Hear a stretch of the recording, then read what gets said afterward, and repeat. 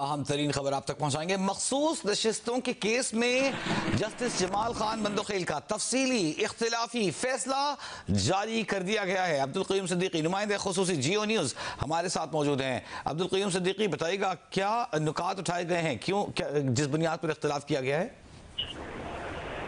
جی آپ کو یاد ہوگا مخصوص نشستوں کا کیس پہلے جو ہے وہ 8 اور 5 سے پی ٹی آئی کو نشستیں دینے کا فیصلہ تھا، جس پر نظر ثانی داخل ہوئی تھی، اور پھر اس دوران میں 26ویں آئینی ترمیم آ گئی تھی، اور پھر کانسٹیٹیوشنل بینچ جو ہے وہ 11 ججز پر مشتمل تھا۔ پھر اس میں ایک جج صلاح الدین پنور جو ہے وہ آخر میں چھوڑ گئے تھے۔ پھر 10 جج صاحبان کا یہ فیصلہ تھا جو کہ 7 اور 3 کی اکثریت سے جو ہے وہ نظر ثانی درخواستیں منظور کی تھی۔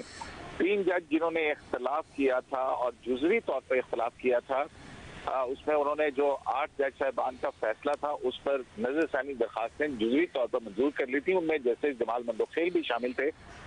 جسٹس جمال بندوخیل جو ہے وہ انہوں نے اپنے اس 12 صفحات کے تفصیلی فیصلے میں لکھا ہے کہ انتخابات کے بعد 41 آزاد حیثیت میں کامیاب ہونے والے امیدواروں نے آئین کے آرٹیکل 51 کی ذیلی شق 6 کی کلاز بی کے تحت حاصل اپنے حقوق کو استعمال کرتے ہوئے ایس آئی سی میں شمولیت اختیار کی۔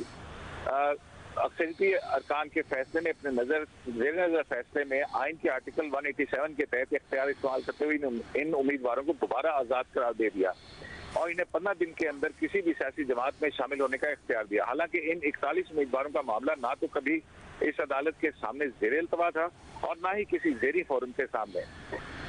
جسٹس جمال بندوخیل اپنے اس تفصیلی فیصلے میں لکھتے ہیں کہ اکثریتی فیصلے سے یہ بات ثابت ہوتی ہے کہ وہ 41 امیدوار حقیقتاً آزاد ہی تھے۔